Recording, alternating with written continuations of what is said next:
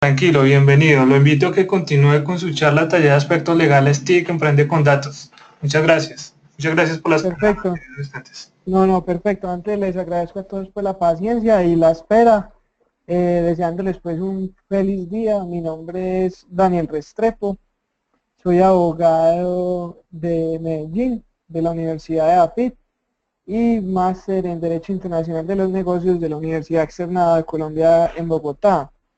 Hemos estado pues adelantando con compañía de Mintic el tema pues de las capacitaciones de las mentorías legales. Ya lo hicimos de manera muy exitosa hace como 15 días o 20 días, si no estoy mal, con empresas o emprendimientos aquí en Medellín. La experiencia fue muy enriquecedora tanto para...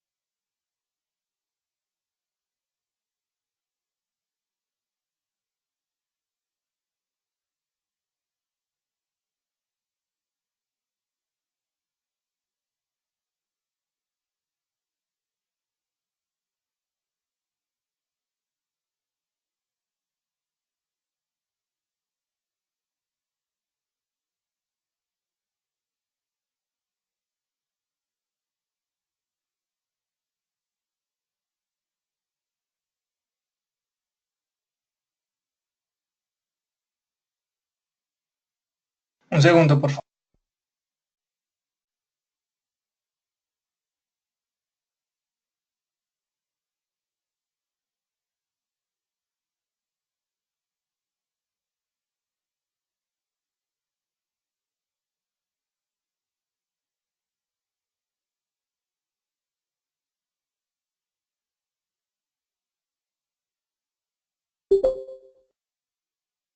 Buenos días. Buenos días, ya regresó don Daniel. Ahora sí lo escuchamos. Qué pena, no sé qué pasa con esto. Eh, no, les decía, pues me estaba presentando, no sé hasta qué parte me habrán escuchado o no me escucharon nada. Sí, sí, señor, que su merced es abogado. Sí, le escuchamos. Ah, bueno, listo, listo.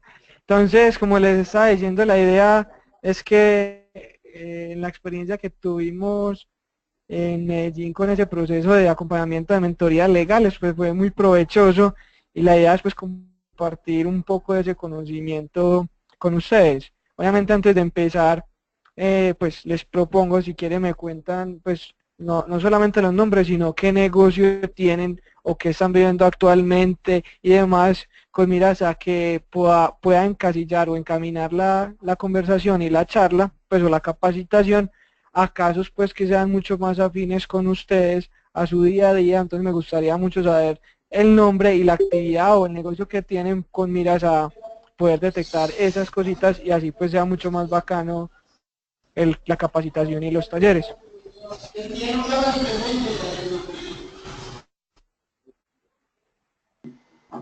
Pueden realizar sus aportes por el chat o activar su micrófono en la parte superior derecha para participar.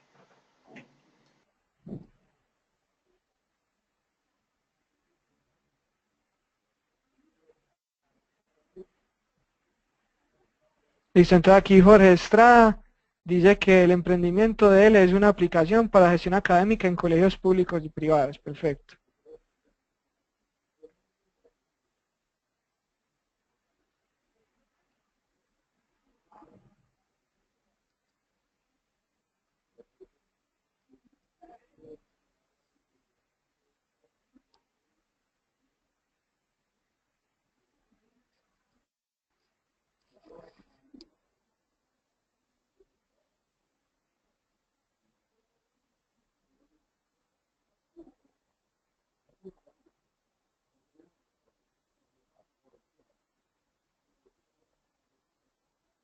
Bueno, no más movimiento, no importa, entonces hagámoslo, pues ya por lo menos sabemos que, me imagino que todos deben tener temas de tecnología, temas de datos y temas de aplicación y emprendimiento. Entonces, con base en eso, pues si quieren van, ya a medida que yo vaya haciendo la exposición y la capacitación, van haciendo como sus...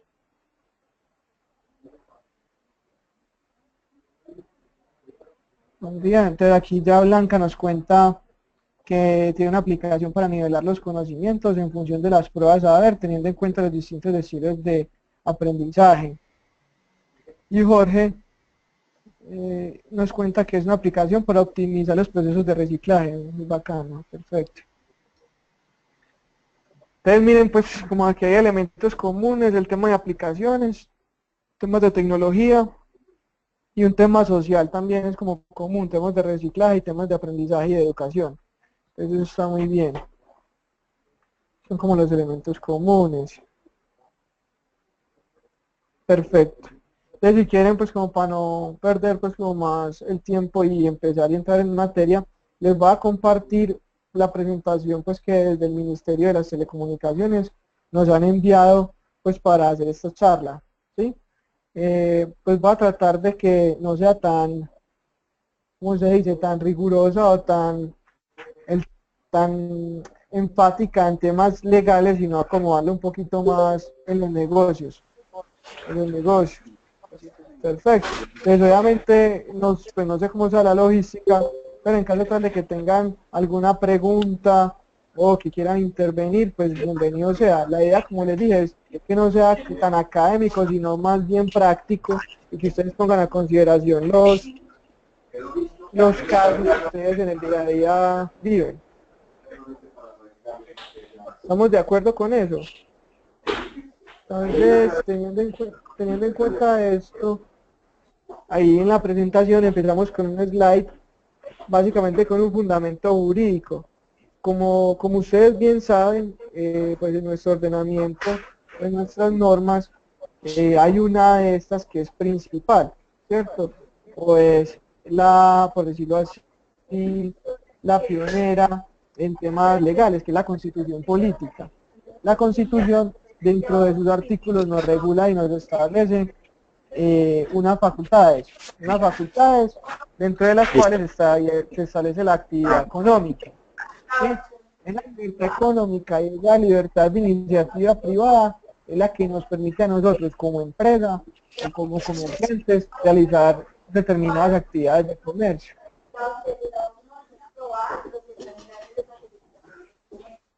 Lo que pasa es que, o sea, yo ahí digamos y hago una observación y es el documento de la referencia. Aló. Claro, lo escuchamos.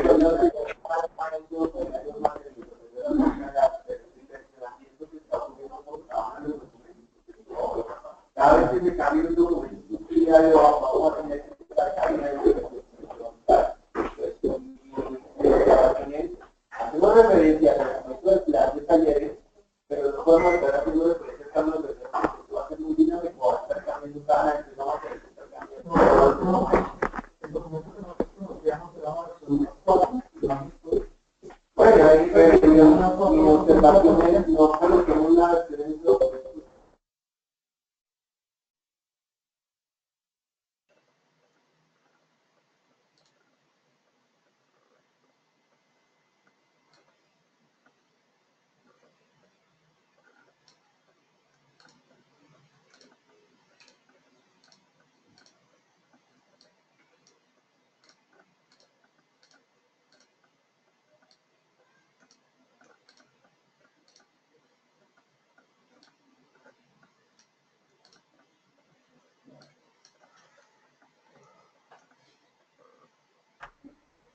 Aló.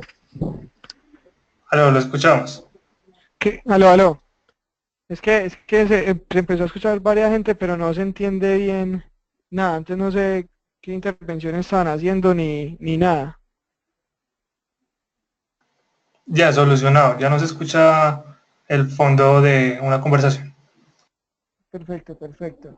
Entonces les estaba pues como comentando el tema del fundamento legal para que nosotros podamos, como empresarios que somos, realizar pues negocios. Y básicamente la Constitución en el artículo, que como verán en el slide, el 33, nos permite, nos da unas libertades, tanto libertad económica de crear un negocio como libertad de empresa.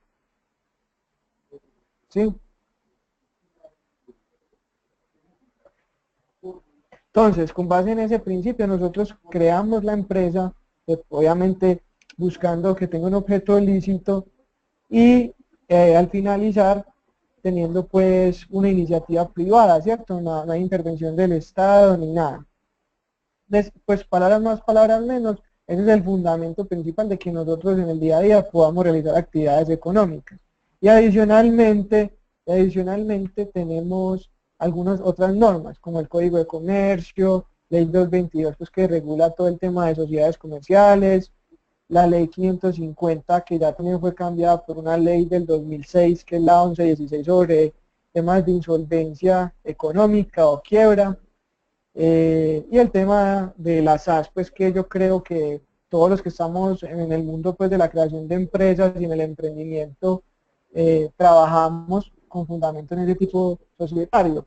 De todas maneras, más adelante vamos a ver qué tipo de empresas hay o qué tipo más bien de sociedades hay y las características de cada una, pero hay un elemento común o hay un común denominador, por decirlo en otras palabras, que es la sociedad por acciones simplificada. Entonces creo que todos en la gran mayoría de los casos nos vamos a inclinar por la creación de este tipo de sociedades, pero como les digo, ahorita lo profundizamos. Este, Ahora, pues, según el slide, nos trae como a colación el tema de empresa.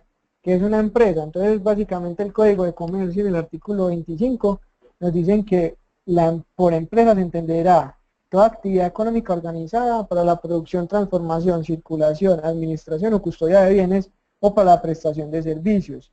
Dicha actividad se realizará a través de uno o más establecimientos de comercio. Entonces, básicamente, ¿cuáles son los elementos comunes en temas de una empresa? O sea, cuando nosotros podemos entender que existe una empresa y no confundir pues esta palabra o esta expresión empresa con crear una sociedad, una persona jurídica. Ustedes saben que uno puede ser empresario o tener una empresa sin necesidad de crear una sociedad. Si uno tiene una organización empresarial, ¿cierto? Si uno es empresario y produce, transforma, circula o administra o custodia bienes o presta servicios, ya es un comerciante.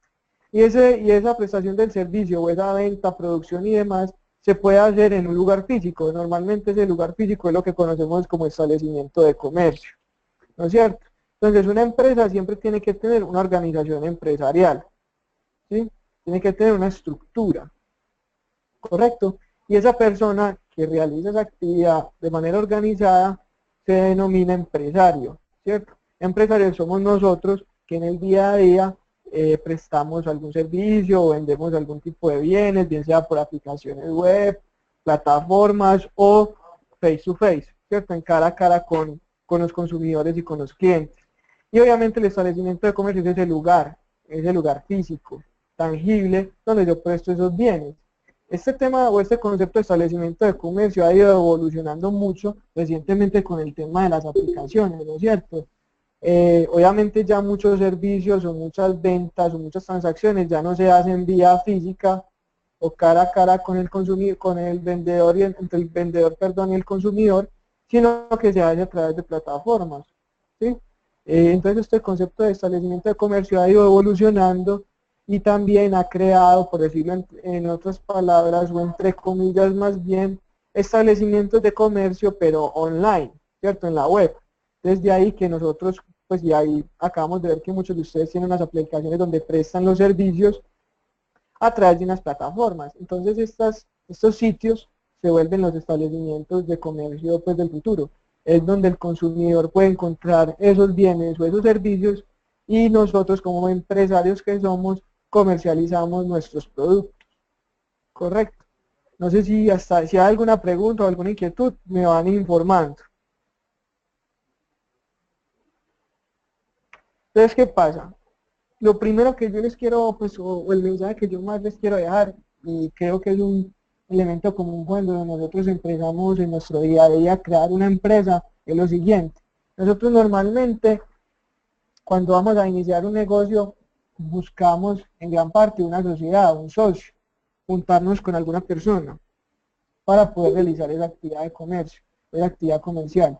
Normalmente, cuando vamos a hacer esa sociedad, bien sea que la constituyamos formalmente en Cámara de Comercio o no, sino que simplemente sea algo entre los socios, y, y esas personas que se juntan tienen una confianza muy grande entre sí, es decir, son amigos, son familiares, son vecinos, se conocen de toda la vida y demás, la gente opta por no formalizar esos acuerdos iniciales para crear esa sociedad o para desempeñar pues esa empresa o desarrollar esa empresa. Entonces lo primero que yo quiero pues como dejarles gozado es que a pesar de la relación que tengamos con las personas que nos vayamos a asociar para la constitución de una empresa, lo más recomendable, independientemente de la afinidad, repito, es dejar documentado todos los acuerdos. A qué nos vamos a comprometer, cuáles son nuestros alcances frente a esa empresa, cuánto va a ser nuestro aporte, qué pasa si yo me quiero retirar de la sociedad, qué pasa con la propiedad intelectual que se desarrolle en esa sociedad. Entonces, normalmente caemos en el error y en el día a día, pues, pues hablo ya a título personal como abogado, me doy cuenta de que hay muchos conflictos que suceden entre socios que eran amigos y familiares y que por no dejar las cosas claras o las reglas de juego claras desde un principio, pues se generan un sinfín de conflictos y de peleas, no solamente personales, sino legales. Entonces la primera recomendación, repito, es que independientemente de la forma que lo queramos hacer, en el sentido de si vamos a crear una persona jurídica de una, pues al momento de tener la idea de negocio, o si vamos a hacer una empresa sin registrarla, sino simplemente para desarrollar una actividad económica, la recomendación siempre es documentar y hacer un acuerdo privado entre socios o entre empresarios para que el desempeño y el desarrollo de esas actividades sea pues mucho más llevadero. Repito, como abogado me ha tocado pues en varios casos donde personas se juntan, hacen unos aportes, son amigos y de la noche a la mañana alguno se va, alguno se pierde o alguno monta la competencia y no hay documentos y no hay pruebas que puedan ayudar para acreditar que primero que existía una sociedad y segundo para acreditar pues un incumplimiento, ¿no es cierto? Que se robó la idea y demás. Entonces, como para ir empezando ahí, y un elemento que, repito, quiero darles muy claro, es la primera recomendación, es, si no tienen sociedad formalmente constituida en Cámara de Comercio, y van a empezar o están trabajando ya con un amigo, con un socio, con un conocido, con un desconocido, se recomienda que documenten y creen unas reglas de juego claras, ¿sí? Para evitar futuros inconvenientes, ¿sí? Eso por ese lado. ¿Alguna pregunta sobre eso? Creo que aquí no hay ninguna pregunta. Entonces continuamos con ya lo que dice el slide. Entonces, ¿cómo nace una empresa o cómo se crea una empresa? Primero, como les digo, con una idea de negocio. Desde ya me voy a anticipar al tema de propiedad intelectual que ahorita vamos a ver, que es muy importante. Las ideas de negocio como ideas no se protegen, las ideas no se protegen, uno tiene que materializar las ideas. Entonces, la primera recomendación también, además de lo que les decía ahorita, es que cuando tengan una idea de negocio, antes de contársela a alguien, o antes de contársela a un familiar y demás, lo recomendable es firmar acuerdos de confidencialidad y no competencia, porque muchas veces uno se pone de querida contarle a personas cercanas unas ideas de negocio y no faltará quien se aproveche de las mismas. Yo no sé si ustedes, pues a ponerles un ejemplo, yo no sé si ustedes han visto, por ejemplo, la película Red Social. En Red Social, que es la de Facebook, es un ejemplo muy contundente sobre eso. Unas personas le comparten a otra una idea de negocio para crear una red social en Harvard. Correcto, él se aprovecha de esta situación, mejora esa idea de negocio y monta, valga la redundancia, un negociazo, ¿cierto? Con todos los problemas legales pues que eso va a llevar a cabo, pero al fin y al cabo, quien es el dueño o quién es el titular de la idea hoy en día es Mark Zuckerberg, es decir, el que se robó, entre comillas, la idea. ¿Por qué? Porque básicamente lo que les decía, las ideas no se protegen, ¿sí?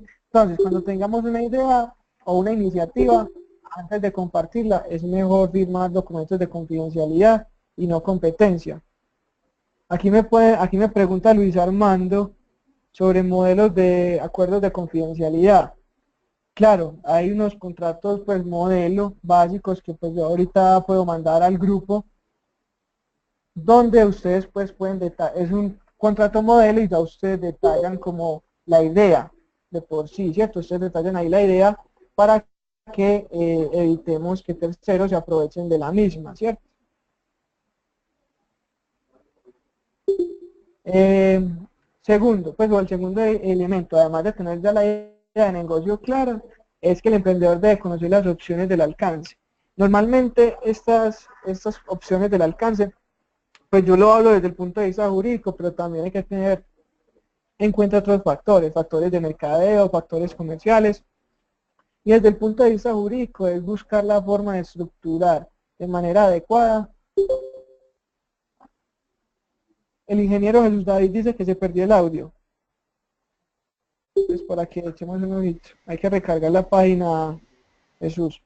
Entonces, básicamente como para seguir lo que les estaba diciendo, cuando uno va a tener una idea de negocio y la va a poner ya sobre la marcha, y no solamente cuando es una idea nueva, sino cuando uno quiere hacer un reajuste a la idea inicial, ¿cierto? Cuando uno ya lleva, por ejemplo, 1, 2 o 3 años en el mercado y ve que tiene que hacer reajustes, uno no solamente tiene que tener en cuenta el tema jurídico, pues que es lo que yo más conozco, pero ustedes como comerciantes y como negociadores saben que ese no es el único elemento. También es importante que revisemos temas de mercado, temas de consumidor, temas contables, temas tributarios, ¿cierto? Con miras a evitar que esa opción o esa idea de negocio o esa reestructuración de negocio que queremos hacer vaya por la línea más adecuada. Y obviamente ya desde el punto de vista jurídico, que repito es el que conozco, es mirar cómo se puede hacer.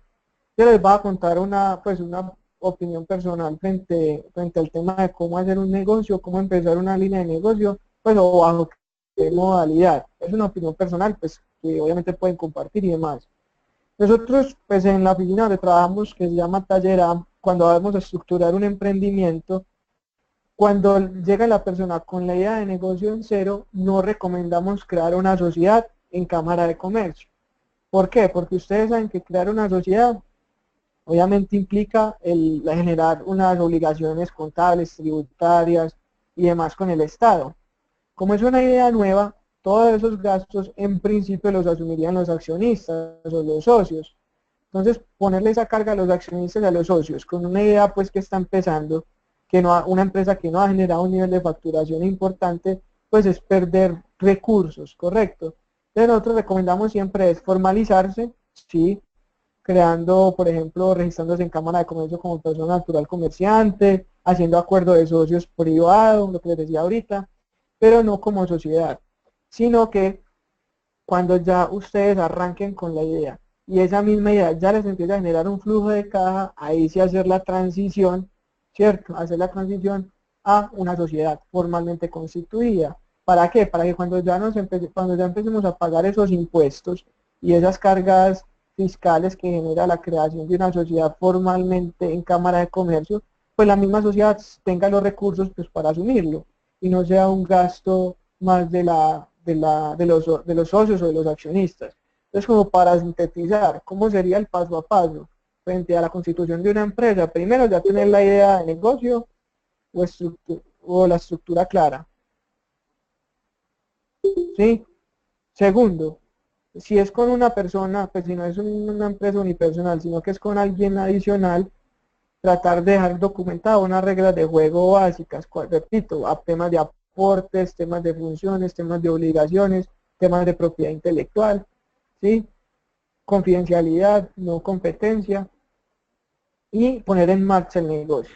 Poner en marcha el negocio formalizándose como persona natural comerciante y generando ya un tema de flujo de caja. Cuando ya tenemos un flujo de caja importante, pues o por lo menos que dé para crear una sociedad y que la misma sociedad, valga la redundancia, asuma esos gastos, pues se crea en Cámara de Comercio. Anteriormente, y seguramente muchos de ustedes que tengan sociedades, existía una ley que era la 1429, que desafortunadamente fue derogada con la reforma tributaria. Era más fácil crear una sociedad más rápido, formalmente hablando, ¿cierto? Porque eso le traía a uno beneficios en impuesto de renta, el tema de retención en la fuente y demás. Pero pues esos beneficios ya se perdieron. Entonces las personas pues que estén en esa capacitación, que quieran crear una sociedad y pues apenas tengan la idea de negocio y no tengan todavía un nivel de facturación, la recomendación desde el punto de vista jurídico es que esperen un poco, ¿sí? Que esperen un poco para crear esa sociedad en cámara. Sí, vayan empezando a hacer los acuerdos entre socios, sí vayan registrando su marca, sí vayan generando pues negocios, pero como persona natural comercial. Y ya luego sí migran a un tipo societario, que es lo que sigue en el slide. ¿Alguna pregunta sobre ese tema? Bueno, observamos que no. Disculpen, recuerden que pueden realizar su aporte activando su micrófono en la parte superior derecha, en el icono de micrófono colocarlo en verde, si quieren que los escuchemos. Entonces, muchas gracias. Entonces, para seguir, pues, como, ¿cuáles son los elementos básicos de una empresa? Lo que les decía, tener una organización liderada por una persona que se llama un empresario y normalmente en un establecimiento de comercio. Entonces, fíjate que si me bajo esto, aquí estamos. Entonces, supongamos que ya tenemos la idea de negocio, ya empezamos a funcionar, ya tenemos negocios cerrados, estamos ya pues en operación como dirían los comerciantes. Pero lo empezamos como persona natural, comerciante, y no sé qué tipo de sociedad crear, ¿cierto? Entonces lo que vamos a ver como a continuación es qué tipos societarios existen, pero queriéndoles hacer una aclaración. Y es lo siguiente, lo que les decía al inicio, hoy por hoy hay un tipo societario que es el más importante o el más usado por todas las facilidades en el manejo que eso genera, que ahorita pues vamos a entrar en detalle, que es la SAS, ¿cierto? Hay otros tipos de sociedades que si bien están aún vigentes en el Código de Comercio, no existen más prácticamente hablando. Es decir, a hoy, por ejemplo, las sociedades colectivas ya no existen. Las sociedades colectivas ya no existen. Entonces, ¿eso qué genera? Si bien está en el Código de Comercio, pues creemos o consideramos desde el punto de vista práctico de esta capacitación que es mejor obviarlas. Obviamente va a ser una referencia breve, pero pues para no entrar en detalle y más bien hablar de temas prácticos y que sean más útiles para ustedes. Entonces, básicamente en sociedades existen dos tipos de sociedades, unas que se llaman sociedades de capital y otras que se llaman sociedades de personas. ¿Cuál es la diferencia básicamente entre esas dos de manera general? Es que las sociedades de personas se crean en consideración a las mismas personas que las forman, ¿cierto? Por las calidades, por la afinidad, por las características de esas personas. Tan es así que ustedes pueden pedir un certificado de existencia y representación de una sociedad de personas y les sale en el mismo certificado quiénes son los socios, ¿cierto? No sucede eso cuando ustedes piden un certificado de una sociedad de capital. ¿Por qué no sucede eso? Pues básicamente porque las sociedades de capital no les importan quiénes son las personas accionistas o dueñas de la misma, sino les interesan es el capital que tienen, el capital. Listo. ¿Hasta ahora hay alguna pregunta? Es que como esto me suena, pienso que me están escribiendo por ahí, pero bueno, ok, no. ¿Cuáles son las sociedades de capital? Las sociedades de capital son las sociedades anónimas, las sociedades en comandita por acciones y no sé por qué quedó abajito las sociedades por acciones simplificadas. Y las sociedades de personas existen la sociedad limitada, la colectiva, que les digo que ya está totalmente en desuso, o sea, no existe hoy por hoy en la base de datos de la Cámara de Comercio ninguna sociedad colectiva.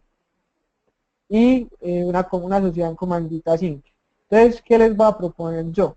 Les voy a proponer que les voy a describir de manera general el tema de todas las sociedades, pero me va a quedar y me voy a tener de manera particular en el tema perdón, de sociedades por acciones simplificadas, que repito, es la sociedad pues más utilizada hoy por los empresarios.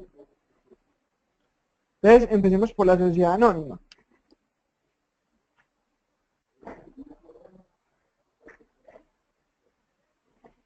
Pero la sociedad anónima, en principio, decía la ley, se constituye por escritura pública, ¿sí?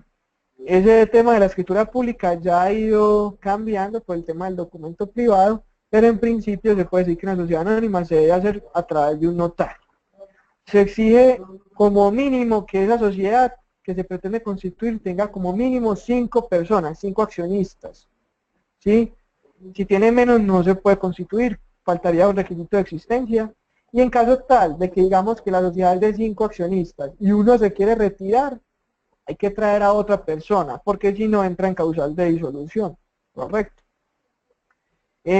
La gente o las personas que son accionistas de esa sociedad tienen una responsabilidad limitada, por decirlo así, hasta el monto del aporte que hagan, ¿cierto? Si yo tengo una participación dentro de una sociedad anónima del 25% y tengo una deuda, o la sociedad tiene una deuda y no tiene cómo respaldarla, yo como accionista tendría que pagar el 25% de esa deuda. Y obviamente, en cuanto a los órganos que la conforman, tiene un representante legal y tiene una junta directiva, además de una asamblea de accionistas. Entonces, el representante legal es la persona que lidera o que lleva a cabo toda la representación para firmar contratos, para contratar personal, para endeudarse y demás, ¿cierto? Es la persona que encabeza la sociedad. Tiene una junta directiva. Una junta directiva básicamente es un órgano pequeño, concentrado, que va a guiar las políticas y las decisiones más importantes de la empresa, ¿cierto? Van a acompañar al gerente incluso en ese tema. Y obviamente la asamblea de accionistas ya es un órgano más macro, más grande normalmente, y que pues realmente lo que traduce es los dueños de la compañía. ¿Quiénes son los dueños de la sociedad? Y eventualmente hay un revisor fiscal que es quien audita y controla todo el tema contable y de números de la compañía, ¿sí? Normalmente, pues identificamos la sociedad anónima con las siglas SA. Entonces aquí lo que les decía, pues lo que les estaba explicando, mínimamente se necesitan 5 accionistas. La responsabilidad de los accionistas, valga la redundancia, es hasta el monto de su aporte o de su participación dentro de la compañía. Tiene órganos de dirección, que son la asamblea, la junta directiva, que como dice el slide, va a ser una opción en las SAS que ahorita vamos a ver, y un representante legal, ¿sí? Lo del capital le voy a poner un asterisquito porque ahorita en la sociedad por acciones simplificada vamos a hablar mucho más del capital, que es totalmente similar a lo que sucede en la sociedad anónima. En cuanto a las sociedades en comandita, está la sociedad en comandita por acciones. Tanto las sociedades en comandita por acciones como las sociedades en comandita simple tienen una característica y es lo siguiente. Hay dos tipos de socios. Unos se llaman socios gestores y otros que se llaman socios ocultos. O comanditarios, ¿cuál es la diferencia? El socio gestor es el que da la cara frente a terceros, es el que representa a la compañía, es el que la obliga y va a tener otros socios, ¿sí? Que van a estar por debajo, por decirlo en otras palabras. Van a estar haciendo aportes de capital o van a estar haciendo trabajos y demás. ¿Cuál es la implicación? ¿Cuál es el efecto de esto? Es que realmente hay una responsabilidad mucho mayor en la persona que es gestora, es decir, aquella que asume la representación y la administración de la sociedad frente a esos terceros. Correcto. De todas maneras, en temas prácticos y en temas del día a día, hoy por hoy no hay mucho tipo de sociedades en comandita, ni por acciones ni simple. Antes era muy común para aquellas sociedades que creaba, por ejemplo, el abuelo. Un abuelo creaba una sociedad y se ponía a él como socio gestor, es decir, como el socio representante de la compañía. Y ponía a sus hijos como socios ocultos o socios comanditarios. ¿Para qué? Primero, pues para que ellos en algún futuro pudieran hacerse de la sociedad, obviamente. Y segundo, pues como para ir haciendo una planeación sucesoral. Cuando él ya fallezca, ¿qué va a pasar con la compañía? Pero hoy por hoy, este tipo de planeaciones sucesorales y de familia también son totalmente pertinentes en la sociedad por acciones simplificadas SAS. Entonces, eso ha traído que las sociedades las poquitas sociedades en comandita que existan estén migrando a SAS por estas razones. Primero, porque las SAS van a ver que es mucho más flexible en su manejo. Y segundo, logran el objetivo principal que, como les decía, era crear sociedades de familia para proteger el patrimonio familiar y evidentemente la herencia de los hijos y de los nietos, entre otros. La sociedad limitada también se debe crear por escritura pública, tiene una cantidad mínima ya no de 5 accionistas como sucedía en la sociedad anónima, sino que basta con que hayan 2, pero con un tema, y es que tienen un límite máximo que es de 25 socios.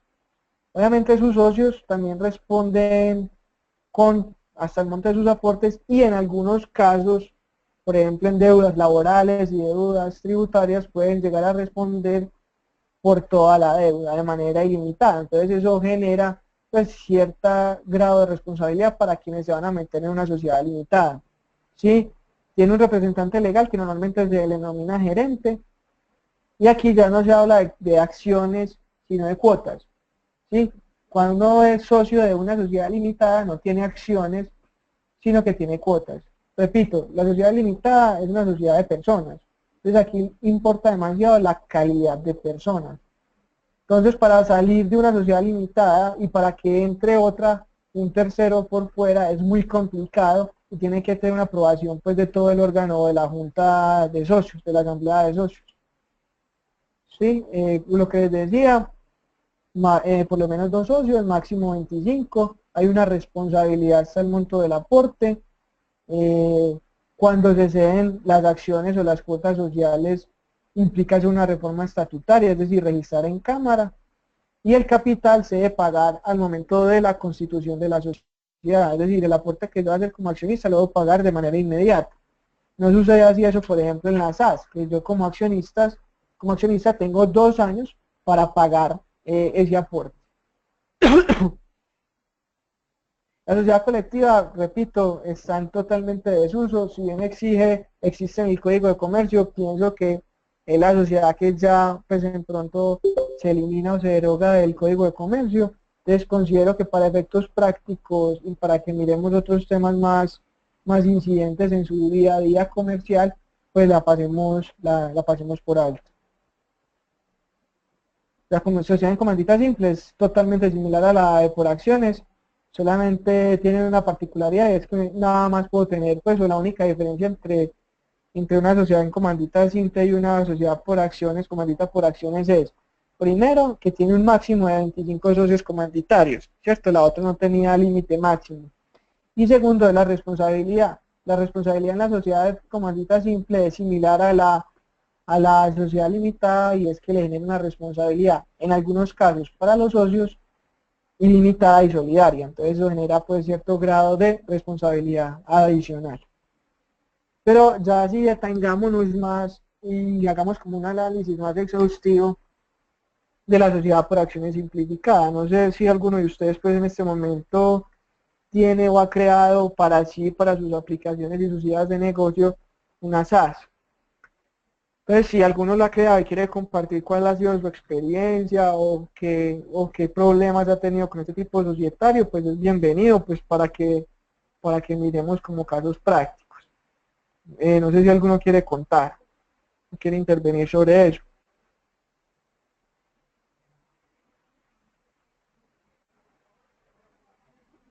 Bueno, entonces digamos que no hay como ningún partícipe en ese tema. Entonces, ¿qué pasa? La Sociedad por Acciones Simplificada nace en el 2008 con una ley que es la 1258 del 2008, creada por el que es hoy superintendente de sociedades, Francisco Reyes Villamizar. Esta sociedad es totalmente novedosa porque cambia mucho el paradigma societario que se venía trayendo desde el Código de Comercio. Lo primero que trae como elemento totalmente común es que lo podemos crear por documento privado, ya no hace falta el tema de la escritura pública, que antes sí sucedía, ¿cierto? Segundo, regula, porque existe la empresa, existía la empresa unipersonal, pero regula una forma societaria que puede ser creada por un mismo accionista, por una sola persona. Inclusive hay mucha gente que le llama la atención lo siguiente. Digamos que, por ejemplo, yo, Daniel, creo una sociedad como accionista único, me pongo como representante legal, solamente yo, y soy empleado de la compañía. Entonces miren que la misma persona va a tener como tres camisas. La camisa de accionista, la camisa de representante legal y la camisa de empleado. Eso suena raro y mucha gente dice, entonces que firme un contrato de trabajo yo con yo. Y la respuesta es sí, porque es una ficción que hace la ley. Una firma es tú en calidad de representante legal y otra cosa es tu firma como empleado, ¿sí? Entonces, eso es algo totalmente novedoso que, pues, repito, a la gente en el día a día le cuesta entender y comprender que es totalmente permitido por ese tipo societario. Lo segundo que es muy importante en cuanto a las SAS, además del tema de documento privado y la posibilidad de crearlo como accionista único, es que la responsabilidad del accionista o el patrimonio del accionista solo se va a ver afectado en aquellos casos donde la empresa se use para fines fraudulentos o dolosos, ¿cierto? Cuando yo aprovecho de mi sociedad para hacer ilícitos, ahí el accionista va a responder con su patrimonio. En lo demás no hay ninguna responsabilidad.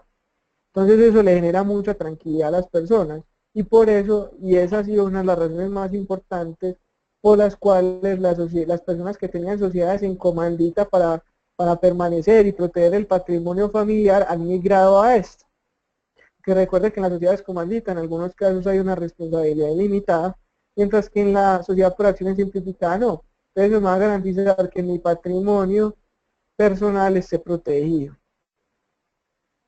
¿Qué más les puedo decir? El tema de la constitución de la sociedad por acciones simplificada, que se puede hacer por documento privado, es mucho más simple, no necesitamos ir a autenticarlo, pues algo que lo vayamos a hacer a través de un tercero, puedo ir yo directamente a la Cámara de Comercio, y dentro de sus estatutos va a tener unas características muy particulares.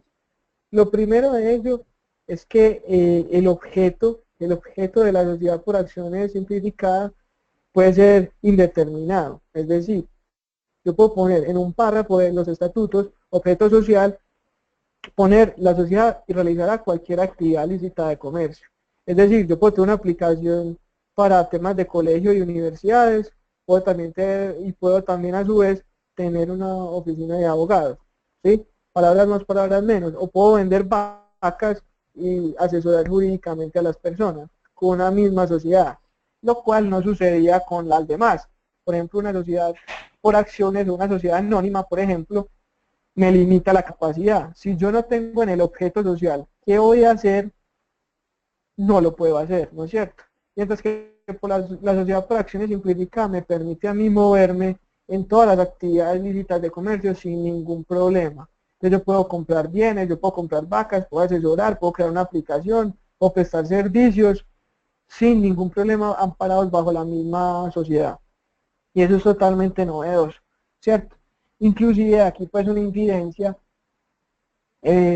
yo anteriormente trabajaba en un banco y cuando la gente hacía créditos o le pedía créditos a ese banco, los asesores, cuando veían el certificado de existencia y decía cualquier objeto lícito de comercio, no sabían si les podían dar el crédito, porque entonces le pedían el crédito, no sé, para una inversión en un lote. Entonces llegaban los asesores y decían, ¿será que sí le puedo dar eso? ¿Cierto? Porque obviamente los asesores venían con un chip que traen del código de comercio, que es objetos totalmente determinados. Entonces, el primer elemento para resumir es la posibilidad de establecer un objeto amplio y sujetarlo a cualquier actividad lícita de comercio. ¿Listo? Adicionalmente, el otro factor que trae la SAS es que me permite establecer en el objeto, en la duración de la sociedad una fecha indefinida, una duración indefinida. Mucha gente y más las empresas que ya tienen muchos años en nuestro medio, crean una sociedad, testaron una sociedad por anónima y le ponían 50 años, diciendo, esta sociedad tendrá duración hasta el 2010, ¿cierto? ¿Qué pasa? Como es tanto tiempo que ha pasado desde que la constituyen hasta que llega el 2010, pueden caer o incurrir en causales de disolución por vencimiento de su duración. Es más, hasta pueden liquidarse incluso. La sociedad SAS me permite a mí establecer que esa duración va a ser indefinida en el tiempo, ¿cierto? Entonces yo puedo durar 10, 5, 20, 100 años sin necesidad de hacer reformas, ni necesidad de hacer actualizaciones en mis estatutos, lo cual es totalmente, pues, novedoso. Otro elemento que es característico de las sociedades por acciones simplificadas es el tema de las acciones y el capital. Entonces, las sociedades por acciones simplificadas tienen tres tipos de capital, igual que la sociedad anónima. Uno es el capital autorizado. ¿Qué es el capital autorizado? El capital autorizado es aquel imaginario que la sociedad algún día espera tener. Es muy importante, pues, por la recomendación que uno sugiere al momento de hacer unos estatutos de una sociedad por acciones simplificadas, es en el tema de capital autorizado pongan una suma alta.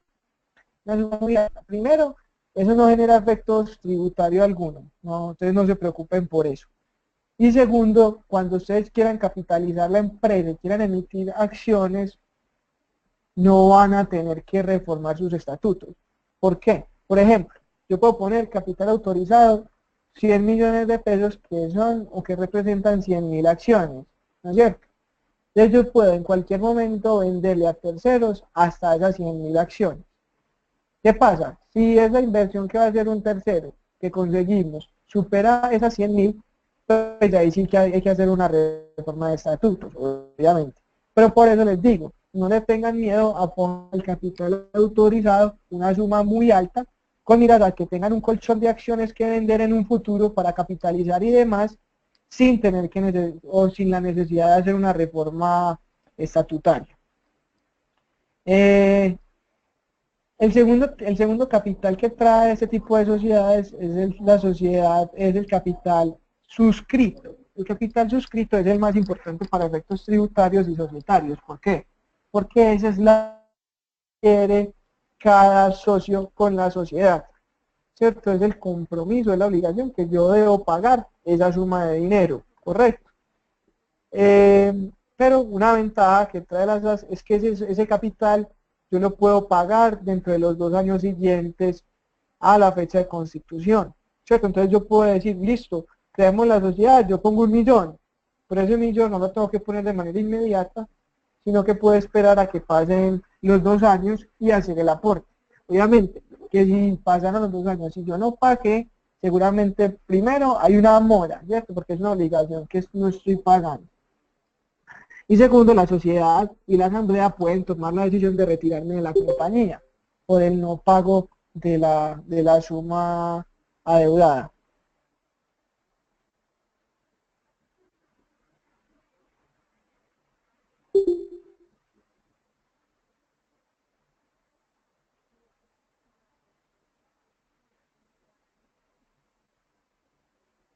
Entonces, perdón, pero es que estaba viendo aquí la conversación, a ver si hay alguna pregunta, pero veo que no.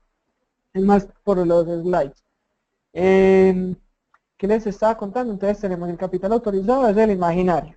El capital suscrito es el que se comprometen, repito, a pagar los accionistas.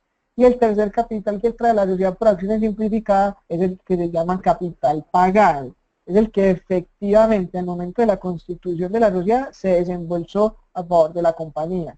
Recuerden que lo que les decía ahorita, yo como accionista tengo 2 años para pagar, ¿sí? Pero puede ser que nosotros paguemos de una o hagamos de una el aporte, entonces el capital pagado y el suscrito es igual. Correcto. No sé si hay alguna duda sobre eso sí queda claro. Si hay alguno que no entienda bien cómo funciona el tema de capital, por favor, me dice. Y hay otra cosa muy importante en cuanto a la forma de hacer los aportes. Normalmente estamos acostumbrados a que los aportes en las sociedades se tienen que hacer en dinero. Pues la respuesta es que no necesariamente tienen que ser en dinero. Una de las formas que yo puedo hacer aporte es vía trabajo, ¿cierto? Es decir, yo le puedo prestar mis servicios a la compañía como forma de aporte, primero. O segundo, también puedo hacer aportes en especie, es decir, pues mira, yo no tengo plata, pero tengo un vehículo que puedo poner a favor de la compañía para que se transporte la mercancía. Entonces el aporte que yo estoy haciendo no es un aporte en dinero, sino que puedo hacer aportes en especie. O por ejemplo, si tengo una marca y la quiero poner a nombre de la sociedad, pues hago el aporte, ¿cierto? Es un intangible que se puede poner a disposición de la compañía sin necesidad de hacer un desembolso de recursos. Y aún así ser también parte o ser accionista de la compañía. Otro de los elementos importantes en la sociedad por acciones simplificada, aquí estamos todos lo que hemos dicho, es este elemento, clases y series de acciones. Uno en las sociedades por acciones simplificadas puede crear y jugar con las acciones. Normalmente, en el 90% de los casos, todas las acciones son iguales, son ordinarias, que me permiten a mí como accionista no solamente recibir una utilidad, sino que me permiten a mí ejercer el ejercicio del derecho del voto, me permiten a mí pedir los libros comerciales, me permiten a mí pedir los libros contables, ¿cierto? Hacer una inspección de la sociedad y demás. Pero la SAT me dice, ¿verdad que usted puede crear cuanta acción y cuánto derecho quiera sobre sus acciones? Entonces miren lo que yo les decía ahorita con el tema familiar. Y es una persona, es más, ni siquiera me da el tema familiar. Les voy a decir un tema de negocios internacionales. Ustedes saben, Mark Zuckerberg en Facebook o Jack Ma en Alibaba, ¿cuántas acciones tienen? Ellos en este momento tienen una acción o 1% de acción. ¿Qué quiere decir eso? Pero hoy, pues primero, ¿qué quiere decir eso? Que tienen en números la minoría absoluta, pero ellos al momento de crear la sociedad dicen que las acciones de ellos serán las privilegiadas, serán acciones privilegiadas y tendrán el control de la compañía. ¿Sí me debo entender? Entonces yo puedo hacer lo mismo en la SAS, y es, si bien yo me voy a asociar con otra persona, yo puedo crear que mis acciones tengan una preferencia o un privilegio por sobre otra. Privilegios en cuanto a qué, puede ser el recibir utilidades, por ejemplo, privilegios en la toma de decisiones, que es el control de la compañía, privilegios frente al voto, ¿cierto? Acciones con voto múltiple y demás. Entonces, ¿a qué voy? A que ustedes cuando van a asociarse pueden revisar o pueden crear las acciones o las características de las acciones que ustedes quieran y que ustedes paguen. Y que a futuro, por ejemplo, si ustedes van a entrar a un inversionista, ustedes tengan un privilegio y un control por sobre las acciones que está comprando ese nuevo accionista o ese tercero que va a ingresar a la compañía. Aquí hay una pregunta. Al momento de constituir la empresa, ¿el capital pagado podría ser cero? La respuesta es sí. ¿Por qué sí? Porque la misma ley, la 1258, permite que los accionistas tengan 2 años para hacer el aporte. Entonces puede ser que yo cree la sociedad y diga capital suscrito 1.000.000, capital pagado 0. ¿Sí? Entonces en Cámara de Comercio no faltará el funcionario que ponga problema y te diga, ¿y por qué 0? Porque usted sabe que tenemos 2 años para pagar el aporte, en este momento no lo tenemos. Pero nos comprometemos y suscribimos 1.000.000 de pesos. De todas maneras, como les digo, para efectos tributarios y para temas de registro y demás, el monto que se tiene en cuenta es el que se pone en el capital suscrito. Entonces el pagado lo pueden dejar perfectamente en ceros.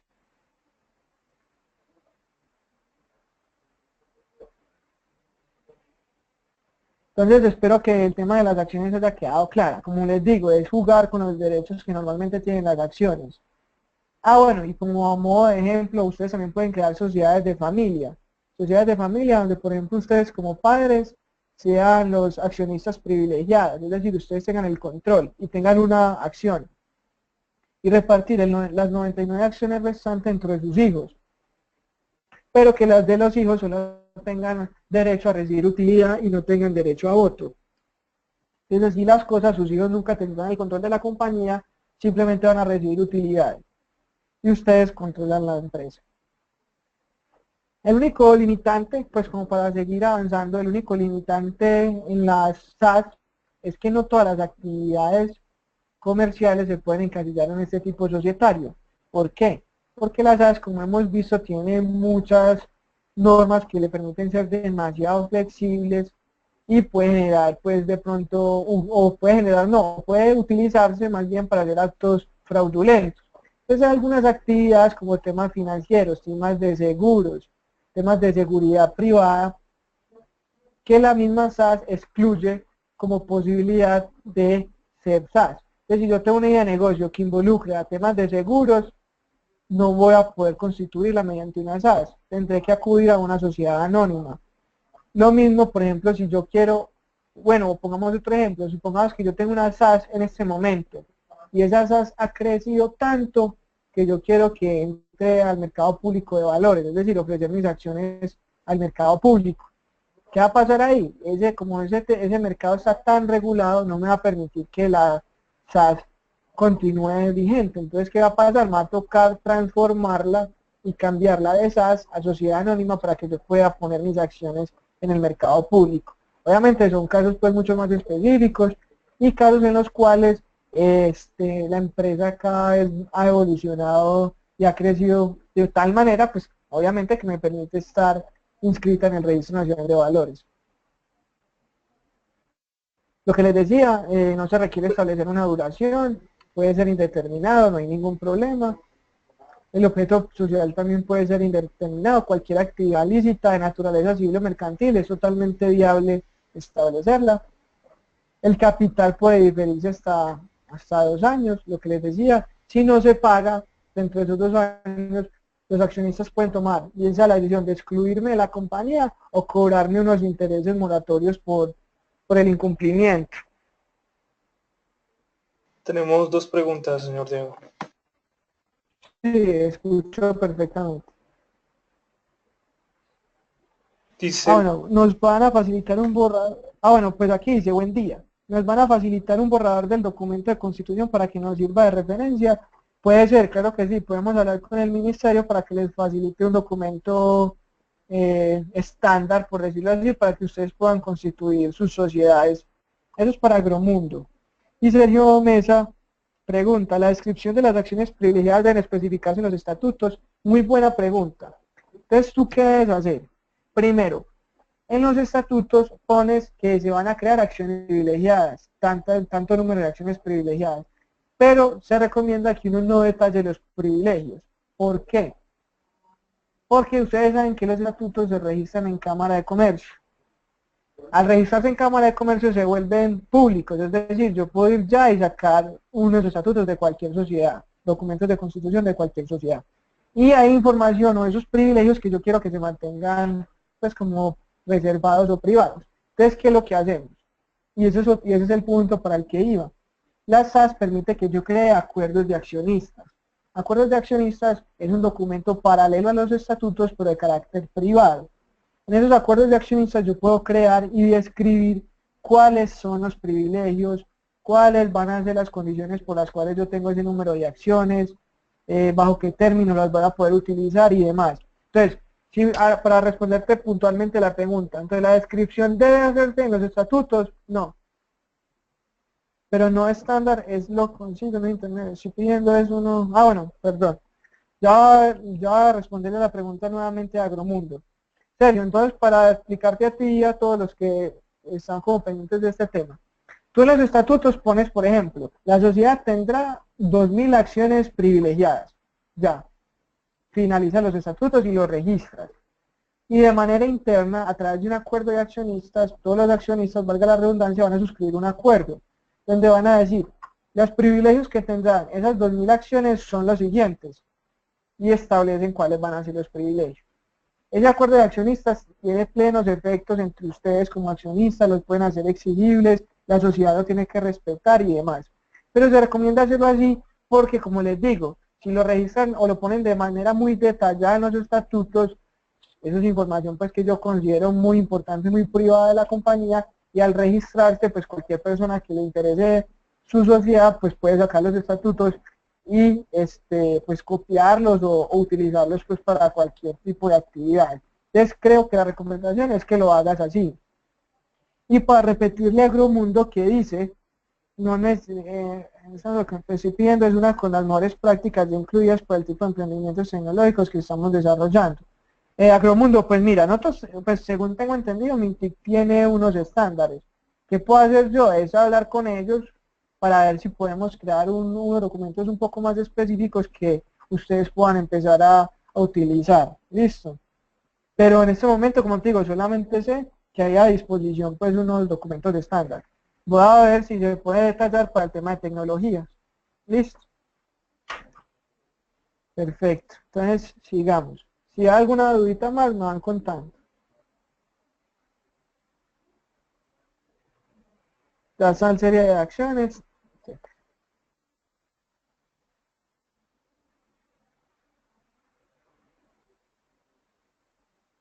Entonces, pasemos para este punto para que no rinda, ya que son las 11:15 y a las 12 acabamos, entonces como para darle celeridad.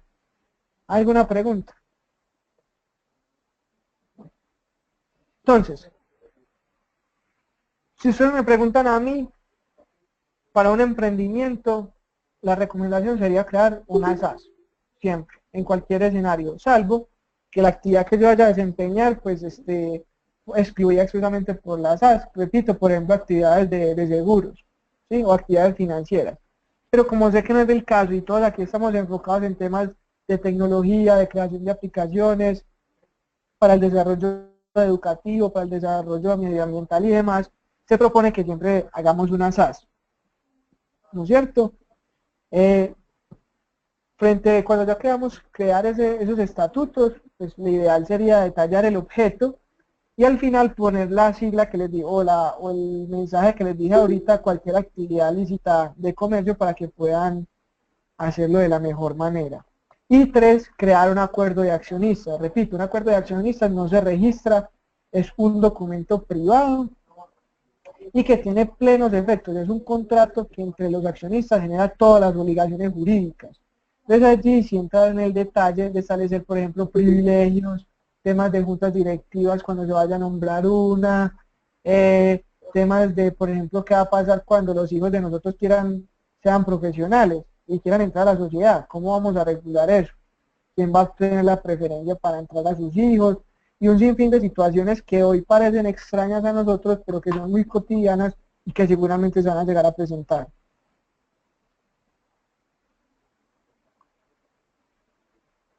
Aquí pues la recomendación sobre las ventajas, para mí pues según el tipo de negocios que ustedes me han descrito en el chat, es totalmente pertinente crear una SAS. Entonces, ¿cómo es el proceso de constitución? ¿Cómo creamos la sociedad? Entonces ya tenemos los estatutos. Los estatutos los debemos firmar, se pueden hacer por documento privado, correcto, en Word, los redactan, los bajan por internet como estaban diciendo ahorita, o con el modelo pues que les podamos proporcionar para eso, lo suscriben y van a Cámara de Comercio, donde vayan a tener el domicilio de ustedes. Primero, tienen que autenticarlo, si no van a ir presencialmente a Cámara de Comercio, lo tienen que autenticar en notaría. O si van a ir todos a la Cámara de Comercio, pues los accionistas, pues allá mismo le hacen la presentación personal. Segundo, tienen que aportar copia de sus respectivas cédulas, especialmente para aquellas personas que se vayan a nombrar como representantes legales. Tercero, es muy importante que verifiquen en el RUES, en la página www.ru, que el nombre que usted le quieren poner a la sociedad esté disponible, ¿sí? Que no vaya a existir un nombre igual, porque seguramente no se las van a poder registrar. Cuarto, pues hay que llenar unos formularios que nos proporciona la Cámara de Comercio, donde allá pues inscribirán todos los datos de la sociedad, nombre, dirección, teléfono, correo electrónico y todo lo relativo pues a la sociedad. Y por último tienen que sacar su RUT, un pre-RUT por decirlo así. Ustedes se pueden meter a la página, aquí hay una pregunta. ¿Los acuerdos de accionistas se redactarían como un documento anexo a los estatutos? Sí, la respuesta serio es sí. Los acuerdos de accionistas son un documento anexo a los estatutos, tienen todos los efectos de los estatutos, pero con la diferencia en que tú no lo tienes que registrar. Simplemente lo firmas con los demás accionistas, lo autenticas y ya guardas. Es como si fuera un contrato. Un contrato que acompaña e integra los estatutos sin necesidad de yo registrarlos en Cámara de Comercio. ¿Listo? Entonces ya tenemos el pre-root y ya registramos, vamos a la Cámara de Comercio y presentamos esa documentación. ¿Cuánto me va a costar el trámite? Dependiendo del capital suscrito. Entonces eso es un porcentaje, normalmente es el 7.5% del capital suscrito. Ya cuando tenemos el certificado de existencia y el RUT, con esos documentos vamos al banco, abrimos la cuenta bancaria. Recuerden que las sociedades por obligación tienen que tener su propia cuenta bancaria a nombre de esa sociedad. Y por último vamos a la DIAN para sacar lo que se llama la resolución de facturación. Ustedes saben que al momento de crear una sociedad, ustedes se vuelven régimen común. Y como régimen común tienen obligaciones, por ejemplo, de IVA. ¿Correcto? Entonces, para poder facturar y para poder generar el IVA, tienen que tener su autorización a través de una resolución de facturación. Ellos se sacan ante la DIAN. Entonces ahí, con esos escenarios ya tenemos, pues así, el tema societario listo. Para cerrar y entrar al tema de propiedad intelectual, que es algo que nos interesa mucho para que lo hablemos ya en estos 40 minutos que nos quedan de charla, repito, no necesariamente ustedes tienen que crear un tipo societario para andar, pues o para echar a andar el negocio, pero les aconsejo mucho que cuando no lo vayan a hacer por temas de estatutos y demás, sino que sean acuerdos privados de socios, pues antes de crear la sociedad, lo documenten, repito, no saben la cantidad de inconvenientes que eso puede generar, temas de confidencialidad totalmente recomendados, temas de no competencia, temas de respeto a la propiedad intelectual que ahorita vamos a ver. Creo que es lo más sano, así sea una persona muy afín a uno, creo que lo más sano es dejar establecidos y estandarizados cuáles van a ser esas condiciones de juego, esas reglas de juego y así evitar inconvenientes futuros. ¿Correcto? Y dos, pues si es una recomendación, si bien uno puede bajar estatutos por internet o pedirle a alguien que ya los haya hecho que se los mande o cualquier tipo de cosas, o nosotros como Mintic proporcionarlo, cada negocio es diferente. Entonces la recomendación que les quiero hacer es cuando hagan eso, revisen muy bien el clausulado de los contratos, no solamente para efectos de ustedes la sociedad, sino de los contratos. Es muy importante entender y conocer cuáles son las cláusulas del documento que yo estoy firmando, bien sea unos estatutos o un contrato, porque a veces ponemos cosas o bajamos negocios, pues estatutos que pueden no corresponder a la realidad de mi negocio y que en un futuro pues me puede incluso perjudicar.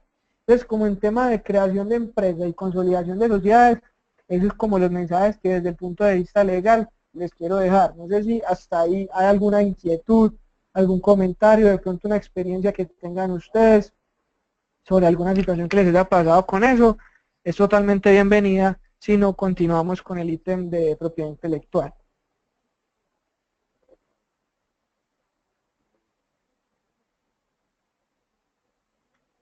Bueno, observamos que no hay como ninguna inquietud, no hay ninguna pregunta en el chat, entonces seguimos con el tema de propiedad intelectual. Como les estaba diciendo ahorita, y les recomiendo mucho la película porque resume lo que es el tema de propiedad intelectual, es la película Red Social, ¿cierto?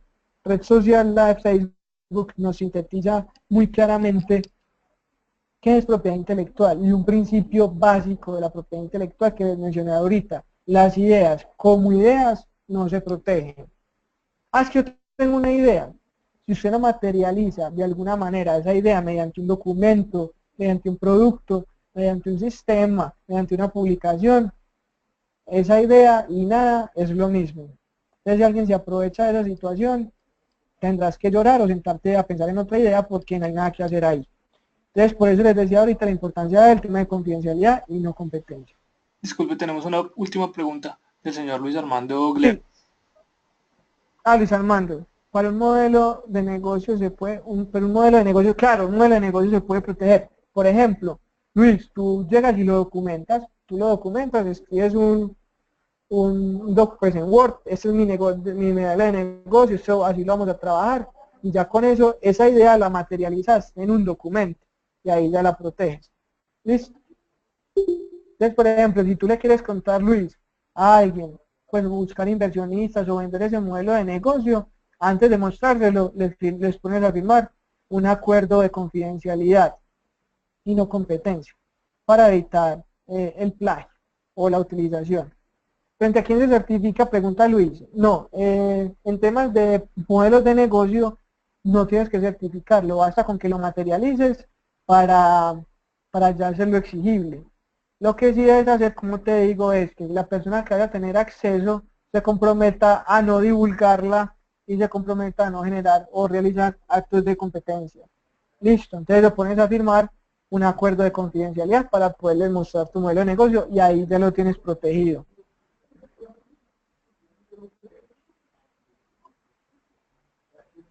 Entonces, el mundo de la propiedad intelectual lo que busca es proteger ideas que se tienen que materializar, como les digo.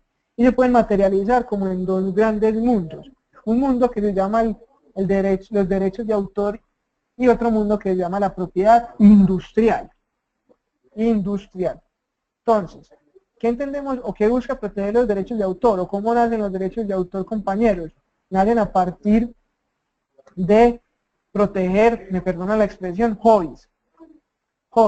Es que yo soy muy bueno para pintar, es que yo soy muy bueno para escribir, es que yo soy muy bueno para cantar. Entonces lo que premia o lo que protege el derecho de autor es esa capacidad creativa, artística de las personas a través de unas normas. ¿Sí? ¿Cuál es una característica muy importante de los derechos de autor? A diferencia de lo que sucede con el tema de propiedad industrial. Es que los derechos no necesitan registrarse ante ninguna entidad, que es lo que preguntaba Luis ahorita con el modelo de negocio. No lo necesitamos registrar en ninguna entidad. ¿Por qué? Porque basta con que yo lo materialice para ser protegido. Por ejemplo, supongamos que yo escribo un blog en una red social, tengo un blog, yo no estoy yendo a ninguna entidad, pero sí, por ejemplo, un autor de libros se aprovecha de ese escrito que yo hice en el blog y lo publica y lo comercializa, él está infringiendo mis derechos de autor. Ahora, ustedes dirán, bueno, ¿y cómo prueban? Entonces uno ya tiene que acudir a mecanismos de prueba que me certifiquen a mí, por ejemplo, vía software y demás, que esa publicación que yo hice por internet o en esa red social se hizo primero. ¿Sí? Entonces, ¿a qué quiero llegar? Es que en temas de derechos de autor, compañeros, no necesito registrarlo ni certificarlo ante ninguna entidad. ¿Qué se protege como derechos de autor? Lo siguiente, fotos, ¿cierto? Canciones, composiciones, fotografías, software, entre otras. Todo eso se llaman obras, ¿no es cierto? Pero, como para darle a uno seguridad jurídica y tener elementos para probar que yo soy el autor de una obra, hay una entidad que se llama la Dirección Nacional de Derechos de Autor. La Dirección Nacional de Derechos de Autor simplemente me va a servir como de puente para probar que yo soy el dueño de una obra. Pero repito, no es necesaria que yo vaya allí para que me certifiquen la creación de la obra. Basta con que yo la materialice y la haga pública o la materialice de alguna manera. Ahí, a partir de ahí, tengo la protección de los derechos de autor. Diferente lo que sucede con el tema de propiedad industrial. La propiedad intelectual tiene un término de duración cuando se registra. Autor no se debe dejar constancia de la fecha. Entonces, bueno, espérate. Aquí hay unas cositas. Solo con eso, ok. En Canvas se puede registrar derechos de autor, pero me queda la duda si por terceras personas utilizan derecho de la propiedad intelectual, tiene un término de duración. Entonces quiero hacer varias aclaraciones frente a los comentarios de Jorge, y Luis y César. Entonces, primero, repito, uno puede utilizar mecanismos de registro de derechos de autor, pero para efectos de seguridad jurídica y prueba. Pero no significa, porque yo no lo haya registrado en ninguna entidad, que no lo pueda proteger o que no pueda llegar a utilizar mecanismos legales para acreditar que esa propiedad es mía. ¿Sí? Primero. Dos, el término de duración es relativo. Por ejemplo, las marcas duran 10 años, pero cada 10 años se van renovando en el tiempo, ¿correcto? Otro ejemplo de duración, las obras. Las obras o los escritos que realiza una persona duran 80 años después de la muerte del autor. A partir de los 80 años después de la muerte del autor, se vuelven de dominio público. Entonces, les pongo un ejemplo. Ustedes pueden ir ya a una editorial y pedir, por ejemplo, la Odisea. Y ustedes van a ver que la Odisea hay 10.000 editoriales de la Odisea. Y esas editoriales no tienen que pagar derechos de autor porque ya el autor, valga la redundancia, fallece pues hace miles, cientos de años. ¿Hay una pregunta? Bueno, cientos de años. Entonces, cuando pasaron esos 80 años después de la muerte del autor, esa obra se vuelve de dominio público. Es decir, todas las editoriales la pueden utilizar sin tener que pagar. Correcto. Otro ejemplo de duración, pues para responder a la pregunta a César, y es las patentes. Las patentes tienen una duración de 20 años, correcto, y a los 20 años inmediatamente se vuelven de dominio público. Entonces no hay un solo término de duración, sino que depende de lo que se registre. Y dice, autor no se debe dejar constancia de la fecha. Esa es una pregunta, Luis. No, ya entendí, pero me queda la duda, si por terceras personas utilizan un derecho de autor, no se dejar constancia de la fecha, sí, es correcto, eso es un medio de prueba. Si ustedes llegan y, por ejemplo, analizan una obra, cuando alguien pinta, lo primero que hace es firmar y poner fecha, es por eso, para certificar que desde esa fecha lo hizo, correcto. No sé si ahí ya les respondí las dudas a todos, creo que sí. Listo, continuamos entonces. Entonces los derechos de autor buscan proteger las obras. ¿Qué son obras? Repito, temas de software, temas de fotografía, temas de cantautor, temas de composición, temas de escritos, son todo relacionado con obras. Y hay otro mundo de la propiedad intelectual que se llama propiedad industrial. Industrial. Dentro de la propiedad industrial encontramos, por ejemplo, que son marcas, patentes, y diseños industriales, entre otros. ¿Cuál es la diferencia entre la propiedad industrial y los derechos de autor? Que para yo poder pedir o hacer exigible algún derecho frente a esa marca, a esa patente o a ese diseño industrial, yo sí lo tuve que haber registrado ante la Superintendencia de Industria y Comercio. Es decir, aquí sí necesito que una entidad me lo certifique, hablando de la pregunta que ahorita me hicieron. Entonces, por ejemplo, yo empiezo a hacer publicidad de una marca en redes sociales, empiezo a posicionarla, utilizo Instagram, Facebook y demás, pero nunca lo registré ante la superintendencia. Resulta que acontece que una empresa o una persona llega pues por las mismas redes sociales a conocer esa marca y se ve que tan interesante esa marca, me gusta mucho, voy a ver si está registrada. La persona se mete a la página de la superintendencia, observa que no está registrada y pide su solicitud de registro. Cuando yo como empresario que la posicioné me doy cuenta y quiero entablar alguna acción legal, ¿qué le vamos a decir a esa persona? Que pesar, pero no vas a poder hacer ninguna acción legal. ¿Por qué? Porque la propiedad industrial sí exige un registro y solo te protege a ti tus derechos cuando, pues evidentemente, obtienes ese registro. ¿Sí me hago entender? Entonces, en ese orden de ideas, para proteger todo lo que tiene que ver con lo relacionado con la propiedad industrial, necesitamos acudir a esta entidad. Perdón.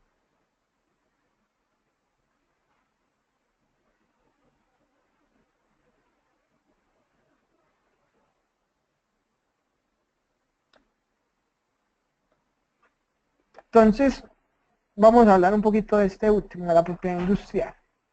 Normalmente, dentro de la propiedad industrial hay una característica o un elemento que se llama signos distintivos. ¿Qué son signos distintivos? Como su nombre lo dice, signos que me permiten identificar la empresa, la sociedad, los productos, ¿sí? Entre esos signos distintivos, ¿cuáles encontramos? Marcas, lemas comerciales, nombres comerciales, enseñas, denominaciones de origen, indicaciones de procedencia. Y hay otras que se llaman nuevas creaciones, es decir, algo totalmente novedoso y nuevo, que es la patente de invención, la patente de modelo de utilidad, diseños industriales, variedades vegetales, circuitos integrados y secretos empresariales. Yo ahorita les decía una cosa, y les dije, en propiedad industrial siempre hay que registrarlo ante las entidades correspondientes. La única excepción son los secretos empresariales. Los secretos empresariales, pues como son secretos, no se pueden ni siquiera registrar ante una entidad. Por ejemplo, Coca-Cola nunca ha registrado su secreto empresarial. ¿Cómo lo protege? A través de contratos de confidencialidad y no competencia. Pero como tal, no puede registrarse pues un secreto empresarial porque eso se devuelve después, se puede filtrar la información. Pero de resto, todos los que les acabo de escribir, tanto de signos distintivos como de nuevas creaciones, requieren, para ser protegidas por el derecho, de un registro ante una entidad que se llama la Superintendencia de Industria y Comercio en nuestro país. Entonces vamos a hablar de las marcas. Disculpe, tenemos Las un... marcas, sí, perdón, espérate aquí la leo. ¿Qué parámetros se requieren para realizar marca de propiedad industrial? Perfecto. César, ya voy para allá. Dame un segundo que ya vamos a entrar al tema de marca. Entonces, para responderle a César y para todos, una marca está compuesto de 3 elementos, legalmente hablando, ¿no es cierto? Obviamente hay muchos conceptos de marca, especialmente en temas de marketing, de mercadeo, etcétera. Pero legalmente hablando, las marcas están compuestas de 3 elementos, o se exigen que concurran 3 elementos. Primero, que sea un signo perceptible por los sentidos, ¿cierto? Segundo, que es lo que hemos dicho, que esté materializado, o sea, que esté representado en alguna figura o en alguna forma, porque las ideas no se protegen, entonces hay que materializarlo. Y el tercer elemento de las marcas es que me identifiquen bienes o servicios, ¿cierto? Te repito, un signo, ¿cierto? Perceptible por los sentidos. Dos, que esté materializado de alguna forma, que no sea una sola idea, sino que esté plasmado en algo. Y tres, que me diga, esta marca va a identificar tal producto o tal servicio. ¿Listo?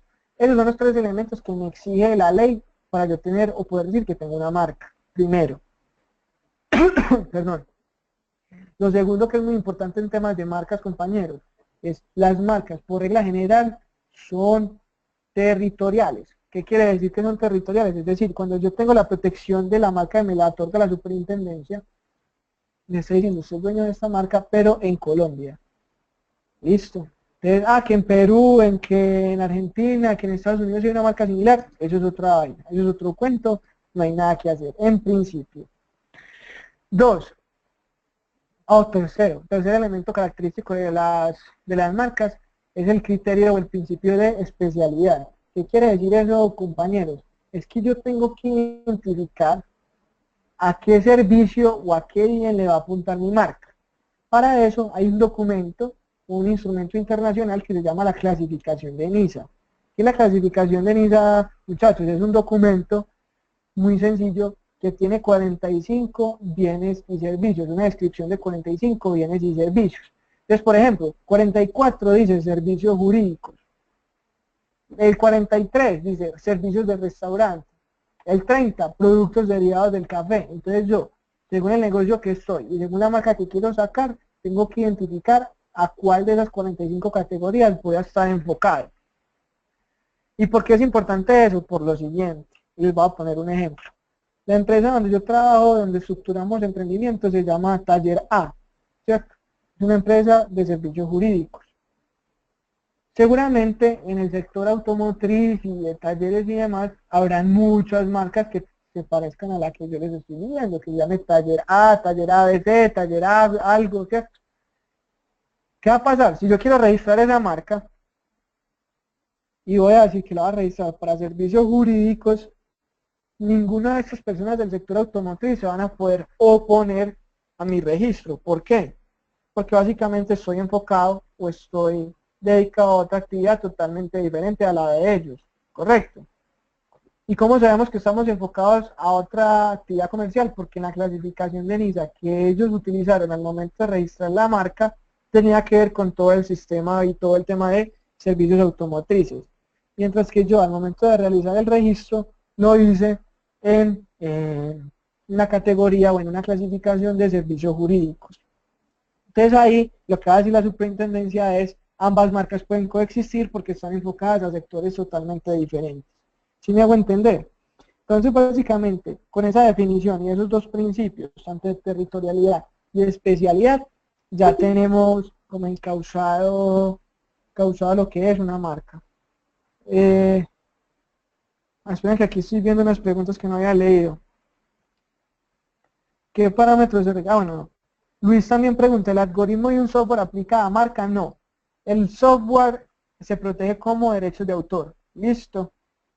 No aplica propiedad industrial a derechos de autor. Y Patricia, estamos con todos con datos abiertos. Debo registrar como derechos de autor desde el momento que esté creado, cuando esté desarrollada mi idea, software, un algoritmo. Entonces, para Patricia, debes, cuando tengas materializado la idea a través de la creación de ese software, vas a la Dirección Nacional de Derechos de Autor. Es que es más, aquí les voy a abrir un niveles para que tengan eso de una vez.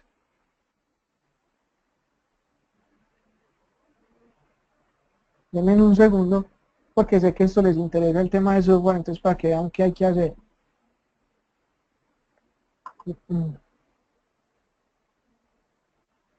Ay.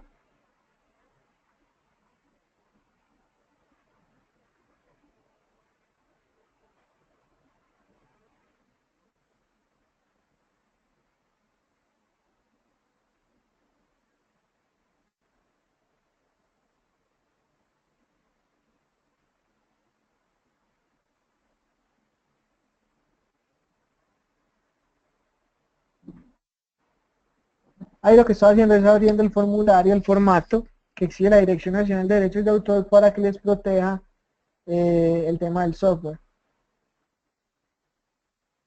Les voy a poner el link y ya los que tienen el software, Luis, Patricia y los demás que estén interesados como en el tema de software y registrarlo, ahí está el linkcito, listo. Entonces continuamos. Entonces, ¿cómo es el proceso de registro de una marca? El proceso de registro de una marca, repito, lo primero es se hace ante la Superintendencia de Industria y Comercio y tiene unos pasitos. Hay un primer paso que es recomendable hacer, pero no es obligatorio. ¿Y es cuál? La consulta de antecedentes. Uno puede pedirle a la superintendencia, antes de hacer el proceso de registro de marca y antes de verse inmerso en ese proceso, que por favor le arroje unos resultados sobre marcas que se puedan parecer a la que yo quiero registrar, ¿sí? Entonces yo con eso lo que obtengo es que puedo estudiar en el mercado qué existe sobre marcas que se puedan llegar a parecer a las mías. Si vemos que en esas búsquedas de antecedentes hay marcas idénticas o similares o muy similares en la misma clasificación, repito, es mejor que redefinamos nuestra marca antes de meternos en ese proceso. ¿Por qué? Porque ese proceso no solamente dura, ese proceso aproximadamente dura 6, 8, 9 meses entre la superintendencia, sino también que hay que pagar, ¿cierto? Hay que hacer unos pagos. Y si me niegan la marca, no me van a restituir el dinero. Entonces, por eso nosotros siempre aconsejamos que se haga una consulta de antecedentes marcarios. Repito, le pedimos a la super, le decimos, vean, yo quiero registrar la marca tal en esta clase. Y ellos van a mandar un PDF con todos los resultados sobre marcas que se puedan llegar a parecer a la tuya. Si ustedes detectan que hay marcas muy idénticas, es mejor que redefinan su marca, cambien un poco el diseño, cambien un poco la tipografía, cambien un poco la denominación y ahí se hagan la solicitud.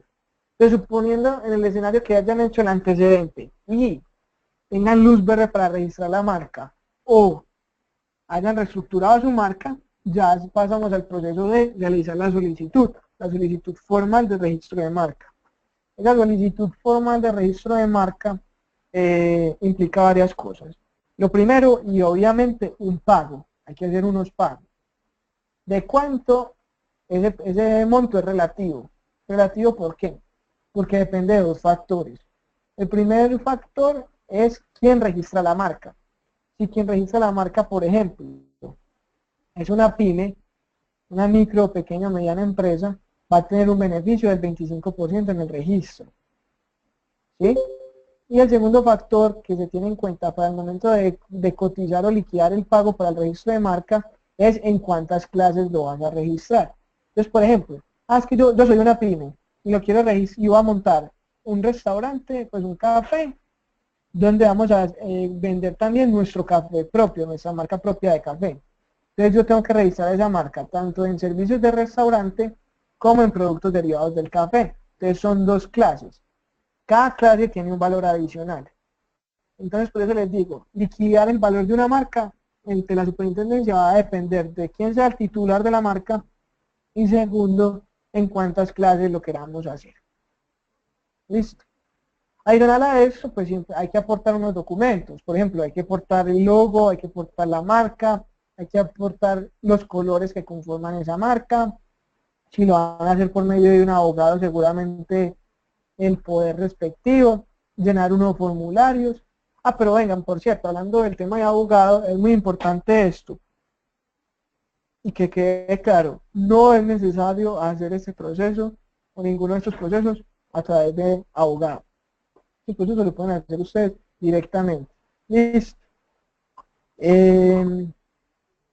Bueno, entonces pues, damos los formularios, hacemos la solicitud, hacemos los pagos y ahí presentamos y radicamos la marca.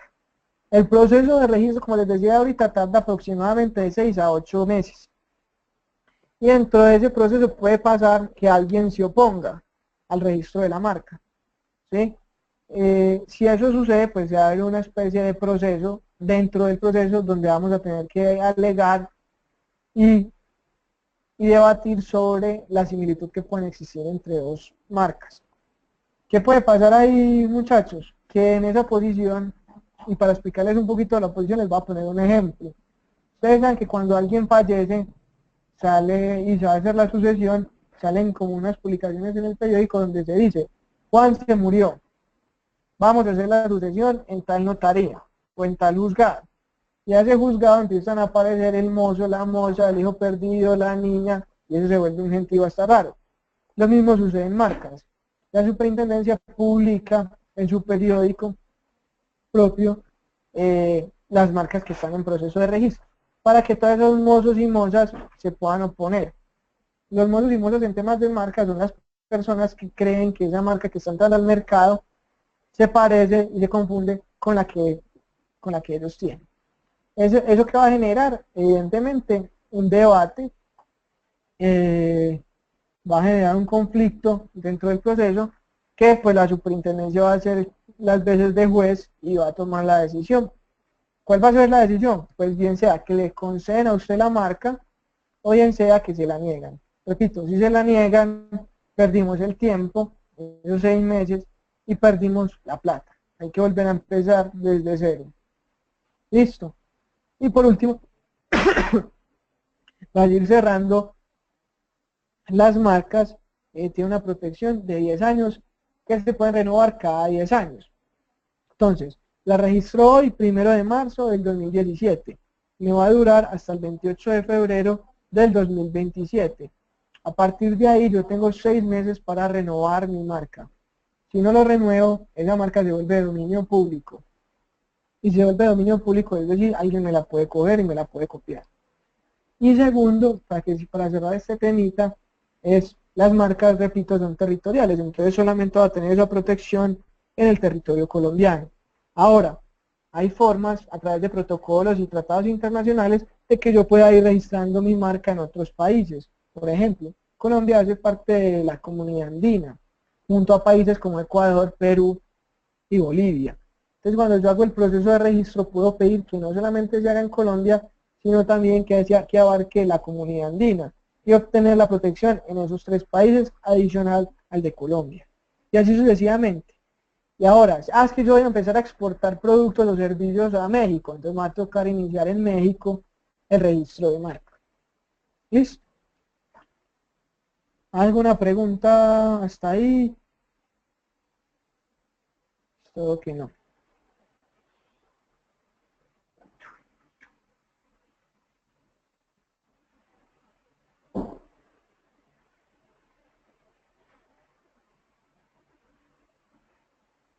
En cuanto a los dominios, slide, la marca se vuelve un factor fundamental en el tema de dominio. Siempre vamos a buscar que el dominio nuestro esté amparado y esté protegido y que sea similar a nuestra marca. ¿Por qué? Pues no solamente por temas legales, sino para facilitar al consumidor la identificación y el ingreso a nuestra plataforma o a nuestra página. Es muy importante también cuando estén en todo el tema del diseño de su marca, buscar identificar que su dominio se pueda utilizar o lo puedan comprar para poder explotar la marca también desde el punto de vista de la Internet. En cuanto a las denominaciones de origen son un producto muy similar a las marcas, o sea, tiene una protección muy similar a las marcas, pero va un poquito más allá, y va un poquito más allá en el sentido de proteger el producto y las características que tiene ese producto. Por ejemplo, el queso de Momposino, ¿cierto? El queso de Momposino tiene unas características porque se crea y se cosecha y se genera, pues o que se cosecha no, miento, se produce con unas características propias de la región de Montpós, ¿cierto? Entonces uno que tiene que hacer, demostrarle a la superintendencia cuando va a registrar esa denominación de origen que ese queso solo se puede producir y solo tiene esas características porque se hace bajo unos estándares que solo son propios de una zona territorial, una zona geográfica determinada.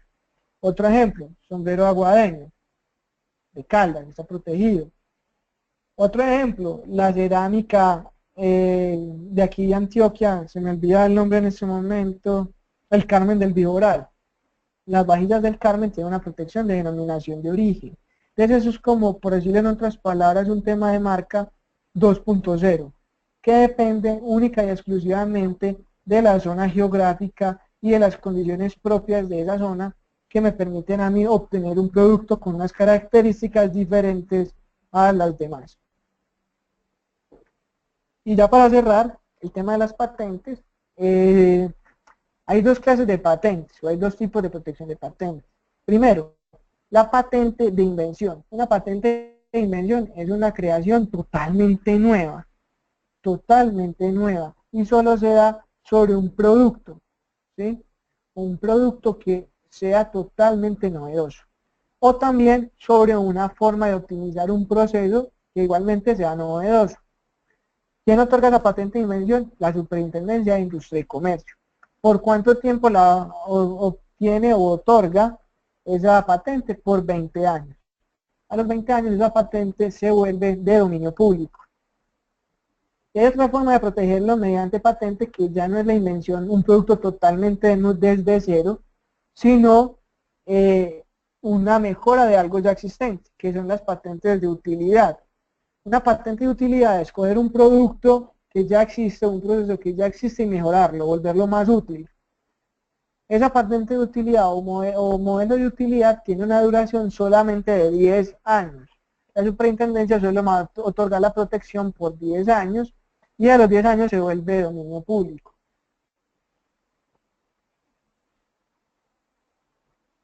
¿Hay alguna pregunta? Como ya para ir cerrando este tema de propiedad intelectual y la conferencia pues o la capacitación de hoy, las conclusiones en cuanto a propiedad intelectual serían las siguientes. Primero, todo lo que tiene que ver con derechos de autor, especialmente lo de software, no es necesario registrarlo. Basta con que se haga público o se materialice de alguna manera. Pero para que tengan seguridad jurídica, les recomendamos registrarlo ante la Dirección Nacional de Derechos de Autor. Repito, no es para efectos de registro de la existencia de esa propiedad intelectual, sino para tener un mecanismo de prueba. Diferente a lo que sucede con la propiedad industrial. La propiedad industrial sí es necesario, sí o sí, que se haga un proceso de registro. Y la entidad competente para hacerlo es la Superintendencia de Industria y Comercio. Además de estos factores que se recomienda, los documentos, los acuerdos de confidencialidad y no competencia, los acuerdos sobre propiedad intelectual, qué va a pasar con la propiedad intelectual de los productos o de las marcas y demás, dejarlo documentado en los contratos, en los acuerdos de socios que hagamos, en los contratos de franquicia que suscribamos, en cualquier tipo de contractual que realicemos, es mejor protegerlo y estructurarlo de esa manera. Eso sería pues como lo que les quería comentar el día de hoy. Sé que tenemos una hora pendiente de charla que haremos más adelante, que ya sería como el tema de datos. No sé qué preguntas hay para ya finalizar, cualquier sugerencia. Bueno, aquí Luis pregunta, si nosotros usamos datos abiertos, ¿qué corresponde a una mejora que pueda protegerse. Entonces, si estamos volviendo un producto o algo más útil, es pertinente revisar si lo podemos proteger mediante patente de utilidad, si estamos mejorando algo, ¿cierto? Algún proceso o algún producto. De lo contrario, habría que hacer, si es mediante un software, saber si lo podemos proteger por derechos de autor. Y en caso de que ninguna de estas dos se pueda proteger, se recomendaría protegerlo mediante contratos, mediante documentos.